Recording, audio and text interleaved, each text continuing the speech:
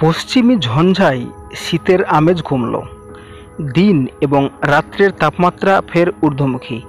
গত ২৪ ঘন্টায় প্রায় ২ ডিগ্রি বাড়ল রাত্রের তাপমাত্রা, প্রায় ২.৫ ডিগ্রি বাড়ল দিনের তাপমাত্রা। শুক্রবার পর্যন্ত ভোর এবং রাতে হালকা শীতের আমেজ। শনি রবি শীত কার্যত গায়েব। সোমবার উত্তরের একাধিক জেলায় বৃষ্টি।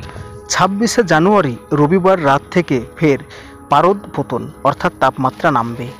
বেড়ে যাওয়া তাপমাত্রা ফের নামতে পারে স্বাভাবিকের ঘরে।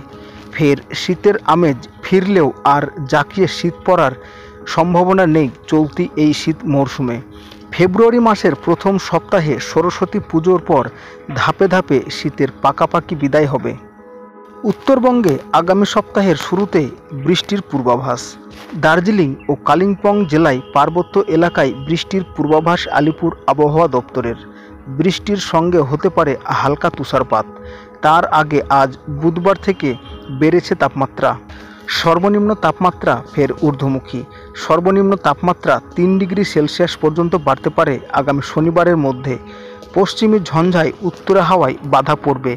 এর ফলে শনিবার পর্যন্ত তাপমাত্রা বাড়তে পারে। ফের ২৬শে জানুয়ারি থেকে উত্তরা হাওয়া বইবে। তাপমাত্রা ফের কমবে ২ থেকে ৩ ডিগ্রি সেলসিয়াস পর্যন্ত। উত্তরবঙ্গে মালদা, দিনাজপুর ও কোচবিহারে ঘন কুয়াশার সতর্কতা। কাল ঘন কুয়াশার সতর্কতা থাকছে দার্জিলিং, জলপাইগুড়ি, কোচবিহার এবং আলিপুরদুয়ার জেলায়। কুয়াশার সম্ভাবনা বেশি উপকূল এবং উত্তরবঙ্গ সংলগ্ন জেলাগুলিতে। আজ কলকাতা সহ দক্ষিণবঙ্গের ৯ জেলায় ঘন কুয়াশার দাপট ছিল। ২৩শে জানুয়ারি অর্থাৎ আগামীকাল ১২ জেলায় ঘন কুয়াশার সতর্কতা।